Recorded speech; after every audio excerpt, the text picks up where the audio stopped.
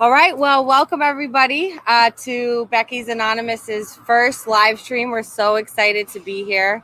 Thank you everyone for taking your time this evening to be here with us. We're going to be talking about the intersection of racial injustice, COVID-19, and education. I'm Leigh, I'm a founding member, and this is Ayesha Wilson, my dear friend, who is on the front lines really of our hometown here in Cambridge, seeing what this intersection looks like, what it looks like for students, families, teachers, people like her who are from Cambridge, who grew up in this community, and are still working here, and seeing what this moment means for communities like Cambridge and many communities across the country. Ayesha is on the front lines as a school committee member. She's also the secretary of the NAACP Cambridge chapter. She's on the board of trustees for the YWCA, and she's also a social worker working with young people and families who live in Cambridge Housing Authority housing units, and helps them with youth development. So she's really seeing where all these different intersections happen and how looking at this moment in history from different angles can help us see where we should go. So I'd love to start, Ayesha, telling us and our audience, what does this look like in Cambridge right now? There's many people out there who don't know what's going on. What does reopening look like? Who do we need to be thinking about? Who is struggling out there?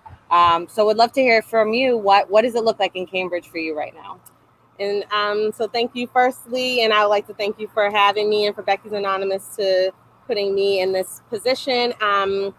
It's tough. It's really, really tough for us to be having these conversations. No one would have imagined even 6 months ago that we would be in this unprecedented moment in history. And what it is emphasizing for all of us is that there is a need for equity, there's a need for access, and there's absolutely a need for change.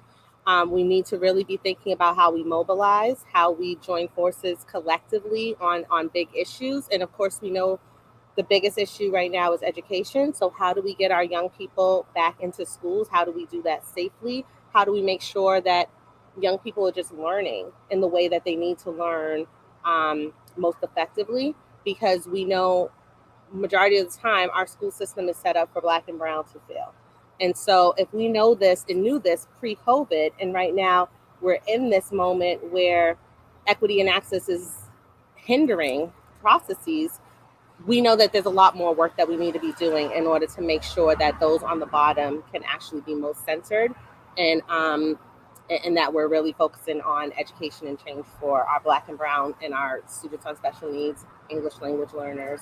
Those are our most vulnerable populations. So you alluded to, and in your op-eds that we've shared on our social media, please check those out. You referred a lot to vulnerable populations, and you made the point that pre-COVID-19, there were already extreme racial inequities that now have just been exacerbated by this COVID-19 moment. And so can you talk a little bit about who are those vulnerable populations? Mm-hmm. Who were they before COVID-19? And what is life looking like for those people now in COVID-19? Yeah, well, I spoke a little bit about, so our most vulnerable populations consist of special needs children, those young people who require more in-person learning and support. I'm sorry, there's like a little, this is the beauty of being outside in nature, right? So at the end of the day, if you are a young person who requires speech therapy, and that is something that is really helpful to do in person, and you're now in this remote learning standpoint, it's going to hinder what that looks like, because sometimes you need your educator to be right in front of you, that they're helping you with the tongue motion and the movements and different elements and practices that help for young people who have speech challenges to get better. Even if there are writing exercises that need to be done. There's a lot of things that need to be done and can be done better in person than remotely. And then our parents are not well equipped, and because they're not, special educators, they don't know how to do this work, but they're learning right through this time. So they're trying to work with their young scholar on how to get better with the different the different practices that they need in order to learn content, to read better, to write better, all that stuff. But it's challenging. And especially if you have parents who are workers and they don't have the time to really sit and devote like time over their child doing each and every lesson, it's a lot of work. And so I would say that. I would say also our scholars who are English language learners, huge population that is challenged right now because again, a lot of the need, they need to be in the classroom physically and be able to grasp a lot of the content. It's easier to do that in person versus virtually. And I actually work with a lot of those students as well. So I see how this is showing up in terms of the equity and access and them just not receiving that quality level of remote learning. And so it's important for them to get back into our schools. And then we have young people who just struggle with learning for a variety of reasons. I mean, they could be special education. They could be kids who have IEPs or have a 504, but it could just be any young person. I mean, our youngest scholars, our JK to second grade or fifth grade kids, they could be also struggling because you learn to read and then you read to learn, right? And so if you're not doing that intentionally in a remote doing that effectively in a remote process, it's going to be challenging. And these are things that we're not equipped with knowing how to do remote learning well, right? So this is all a learning process and we're trying it, but it's taking time. And I would say Cambridge, just like any other district, probably not only just across the Commonwealth but across our country, was doing this for the first time. So there's a lot of things that we learn and are continuing to learn and are continuing to think about and how we can strengthen so that for the fall we have a robust program, whatever our programming model is going to look like. So I think you talked a lot about the concerns and vulnerabilities that already our young people had, all of the extreme challenges that they face in the school system. Could you talk a little bit more as well how COVID-19, in addition to already exacerbating particularly special education resources, already exacerbating inequities for young people who are already struggling, how have other inequities like economic inequities, housing inequities, how have those been exacerbated, and how particularly do they affect our young people that are dealing with navigating with the education system in this moment, but also obviously experiencing those pieces of this? Well, I would have to say that starting in the spring, a lot of young people became essential employees, right? Because a lot of their parents actually lost their jobs due to the COVID crisis. And because of that, they became frontline workers working in our supermarkets, first and foremost. And so education for them kind of took a back seat. Or they got to education when they were able to. And that may have happened in the evenings, late in the night. A lot of the kids that I work with had ridiculous hours where they would sleep. They would be asleep pretty much all day and be up all night doing their homework. And that was problematic on so many levels. I mean, we know that mental health was hugely impacted. The isolation, just being home, not really being able to be active and socializing with your friends. But I think when we think about what this looks like from a housing perspective, when families actually are losing their jobs and then young people have to step up and actually get jobs to help and support, housing, I mean, Cambridge housing, there was a law that was like, no one is going to be evicted, right? And that was really important so that people knew that there would be some housing stability, but that still puts a huge fear in a lot of families, especially immigrant families who don't really understand what that all means and what does that look like.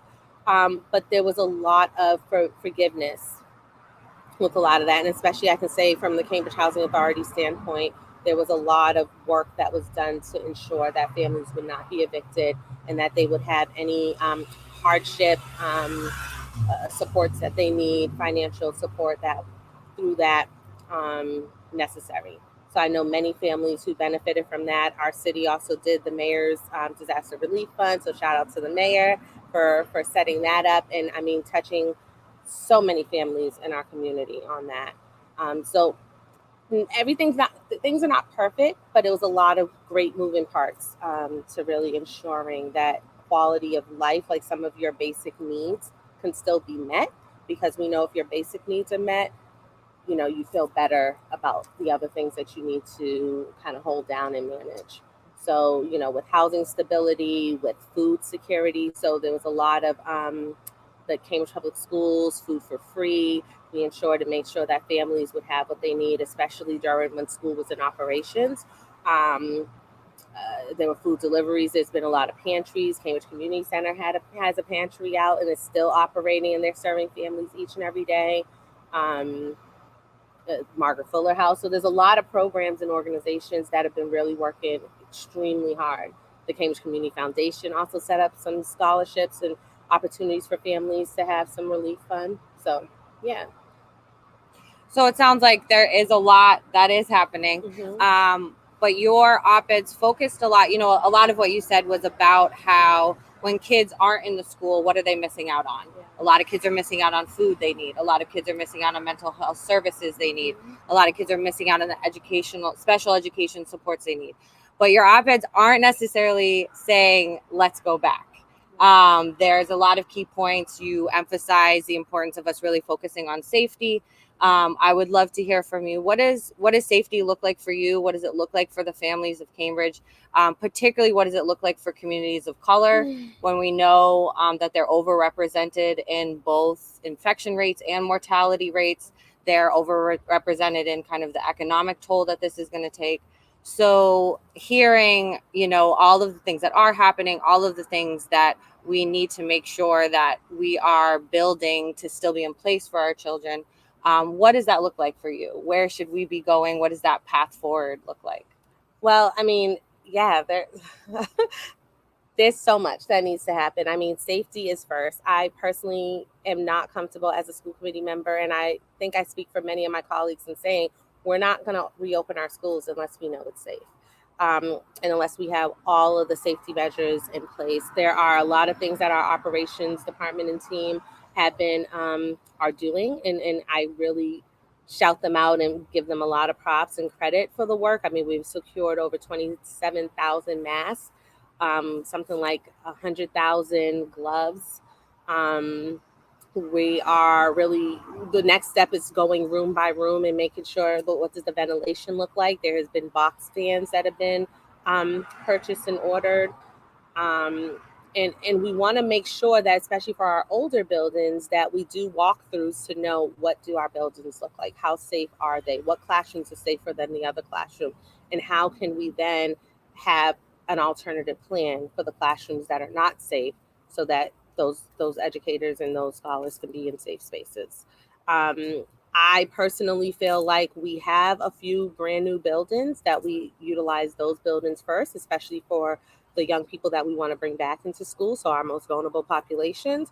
And then the educators who are willing to come back, because we have a lot of educators who are parents themselves, live in other districts, and are not able to, if Cambridge is like, yeah, we're coming back to school or doing some kind of variation of a hybrid model, but yet your district is doing fully remote, what does that look like for an educator who's a parent?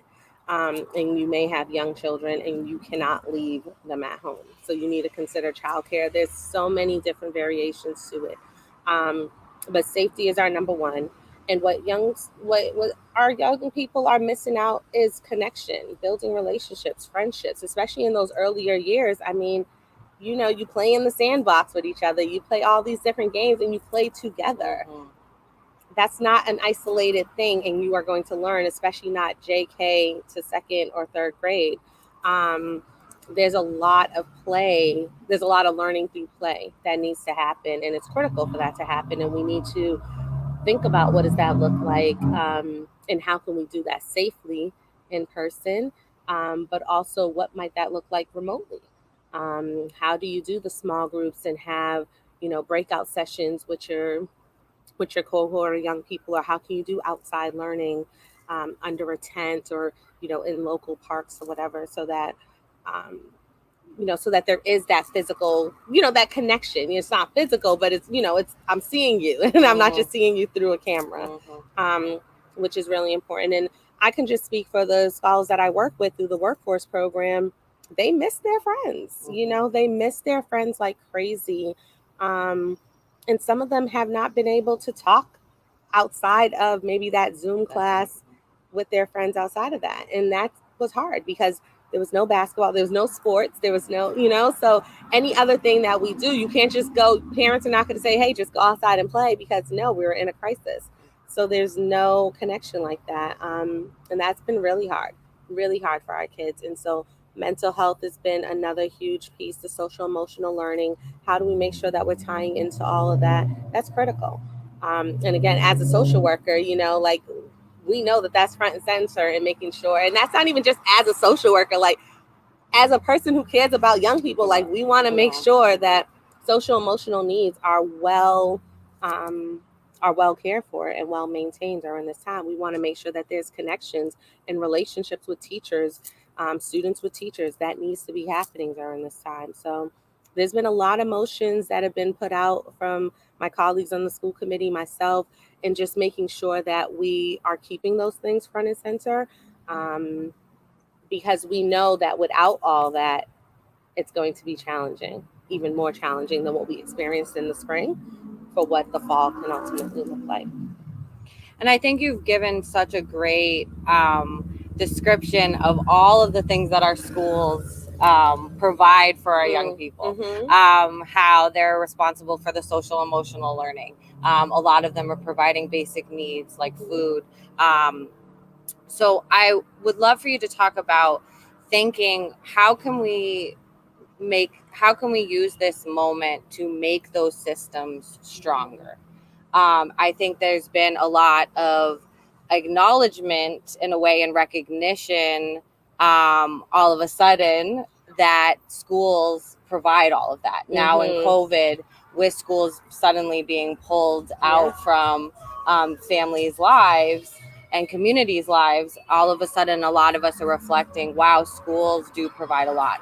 And there's a lot of argument of why kids should go back to school to get that. And there's been also a lot of documentation about what our school system was like when we went into this moment, how outdated our system was, how a lot of school systems were barely able to figure out how do we meet the basic needs of our students, let alone all of those kind of hierarchical needs. So how do we take this moment and appreciate that we do have an opportunity? You talk a little bit about that there is some of an opportunity here. And particularly, I think, how do people from Beckys Anonymous, both those of us who have our own children, who we're thinking about, but also those of us who don't. And I think that an important point that we talked about is this is a issue that all of us, no matter if we have our own children or not, need to think about, because these are the generations that are going to lead us in the future. Absolutely. The effects of what's happening now are going to have effects on who you are, whether you have children or not, in the future. So if you could tell us a little bit here at Beckys Anonymous, thinking about us as white women, many of us who already maybe are very active in our communities with the school committee, or those of us maybe who never thought about school, the school committee being something we would approach, or be for the first time maybe thinking about, wow, racial inequity and this crux of COVID-19 and education really is something I need to be thinking about. So please tell us, what should we be activating? Yeah, I mean, there's so much. Your voice is powerful enough. I mean, there's privilege that comes with, being white, and there is levels of privilege that when you mobilize, people will listen. Things will there will be created change through that.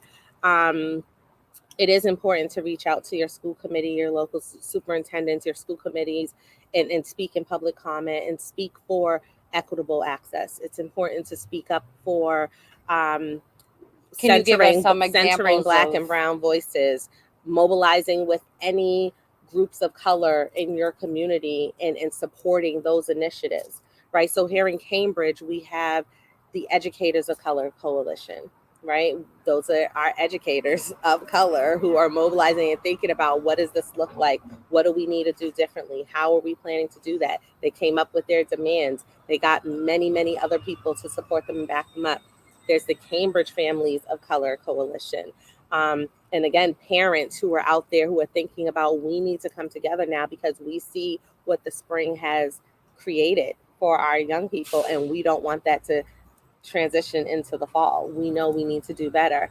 But there are groups that are, you know, co-conspirator groups, you know, and anti-racist groups like from the King School and, you know, the Baldwin School. And there's definitely many different families groups that are starting to mobilize that are, you know, non people of color. And I think that that's important, that those voices get heard, that those voices are coming together and thinking about how we do better for our community. But when we're talking about doing better for our community, who is it that we are talking about?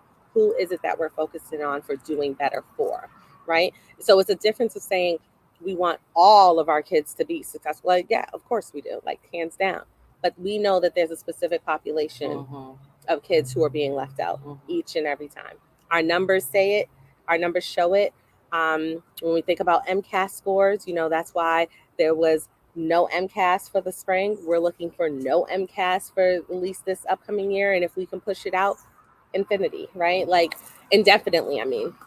Like we know that, you know, standardized testing is what keeps communities of color marginalized and down. And we need to also think about how we could build relationships within our schools. Not a lot of parents have relationships with the educators. So if we're not working in partnership, and then those connections with the leadership of the district, and then the community, the city council, the mayor, all that kind of stuff, if we're not building a cohesive, and our community partners, oh my God, I wear a whole nother hat. I am a community partner. So it's like, we need to think about how do we work together with all of those stakeholders, because everybody has a key piece to this pie, to this puzzle. And if all those pieces if the grooves don't make sense, it's not going to match up to make a perfect puzzle. And we know that it's not going to be perfect, but there's going to be its flaws. But how do we work through it? How do we work and say that we're at least in consensus in what we're doing here?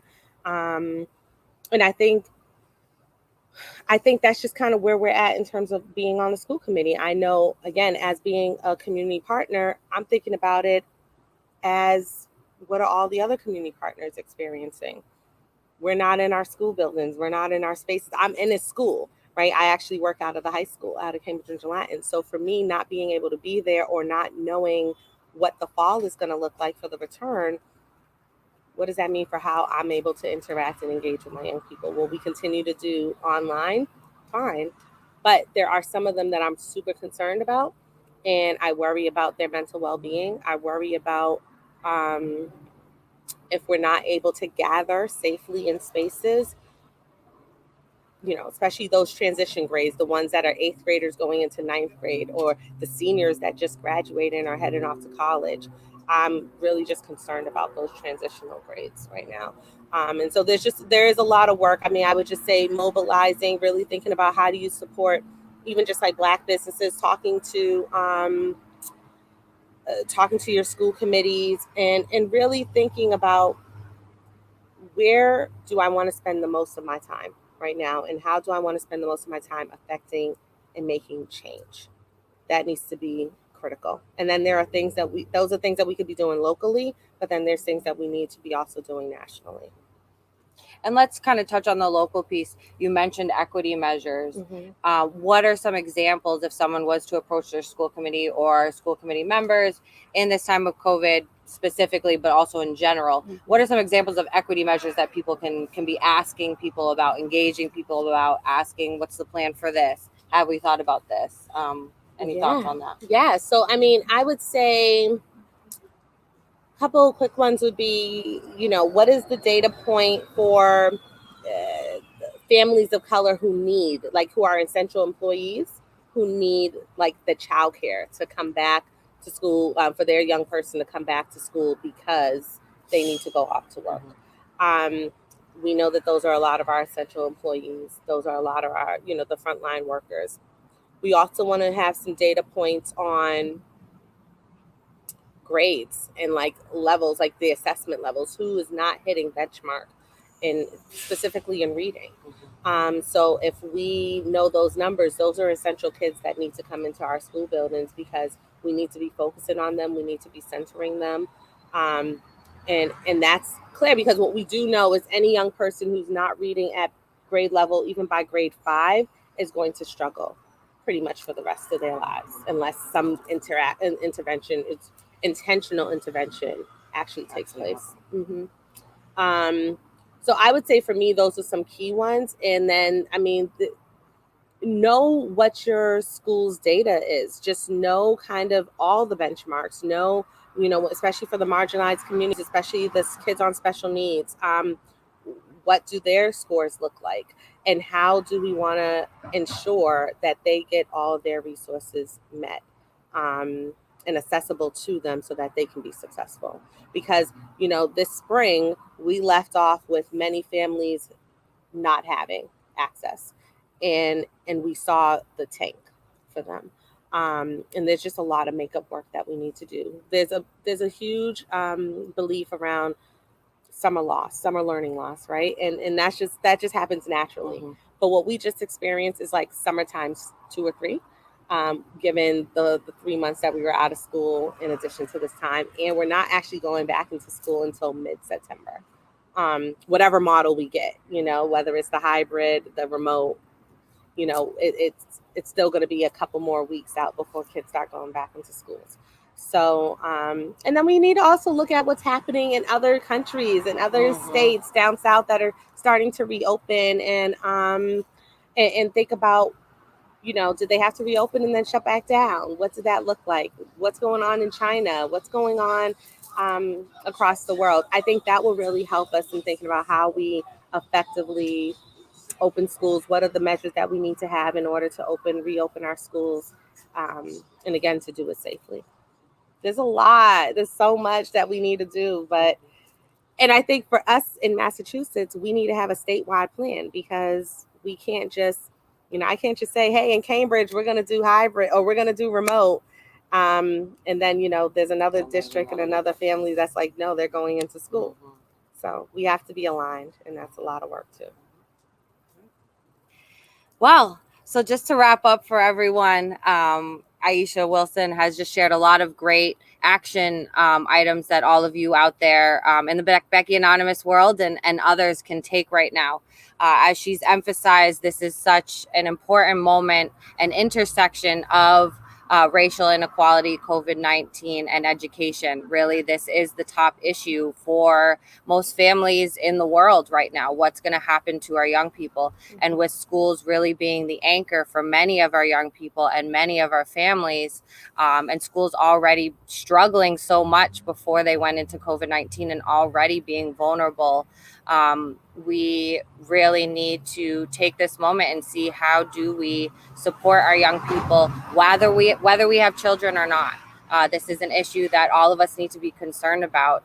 It's an issue that's going to be affecting us next year, the year after, 5, 10, 15, 25 years from now. What we do now is going to make the difference. And I really appreciate, Ayesha, you sharing some of these really concrete things to encourage us to think about. If we've never really thought about our school committee, now is a good time to think about it. Now is the time to start getting those relationships, finding who those people are on the school committee. What do they think? What are they talking about? What do they need? What do our teachers need? What do families in our communities need? I think you've highlighted how different it can be in each community, and how, while we want strong leadership that can give us broad leadership on what to do, we also need to have the resources and flexibility to be able to give each child what they need, which can be so unique.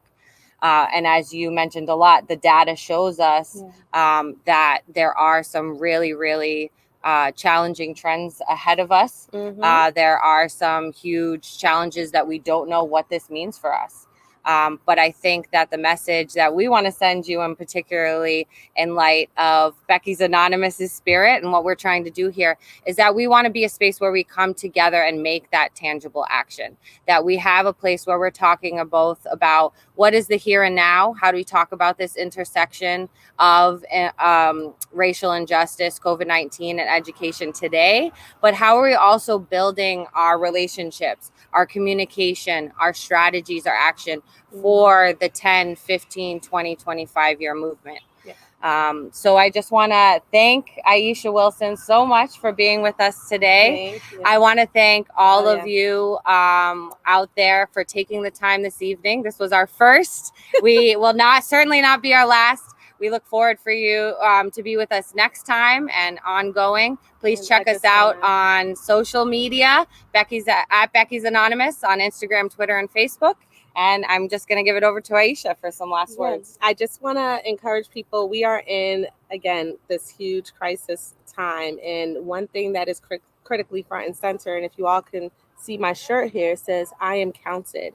We want to make sure that we are filling out the census and that we actually vote. Our primary elections are September 1st. And it's really important that you actually reach out to your election commissions, get your vote by mail. You could do that up until August 26th. So those things are critically important. In order to really make change and to know who has a seat at the table, your voice does matter. And for every election. And right now, when we're thinking about state elections, it's important that you all fill out your ballots, make sure that you're registered to vote, do your vote by mail, again, August 26th for the September 1st primary election. This is very important. And know who you're voting for. Know what they're running on. And if they're not running on something that you're passionate about, tell them about it, because they need to be passionate about it, because they're the voice for you. And that's really important.